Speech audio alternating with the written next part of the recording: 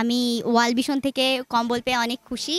আমার মতো আরও ৩,০৭৫ জন এই কম্বল পেয়েছে, আমিও খুশি, আর যারা পাবে তারাও অনেক খুশি। ওয়ার্ল্ড ভিশনকে অনেক অনেক ধন্যবাদ। আমার হচ্ছে এই কম্বলটা পায়ে অনেক ভালো লাগছে। এই ওয়ার্ল্ড ভিশন থেকে এই কম্বলগুলো দেয়, আমার ছোটোখাটো গিফট দেয়, এগুলো আমার অনেক ভালো লাগে। আর হচ্ছে আমি আমার সাথে আরও হচ্ছে ৩,০৭৫ শিশুরাও পাবে। পিরংপুর ওয়ার্ল্ড ভিশন কর্তৃক শীতবস্ত্র নিবন্ধিত শিশুদের মাঝে শীতবস্ত্র বিতরণ আয়োজন করেছেন ওনারা। আর সারা দেশে ওনারা মানে রংপুরে ওনারা দিবেন হচ্ছে ৩,০৭৫ জনকে। এটি ওয়ার্ল্ড ভিশন উদ্যোগ নিয়েছেন, অব্যাহত থাকবে। নিঃসন্দেহে এটি একটি অত্যন্ত ভালো উদ্যোগ।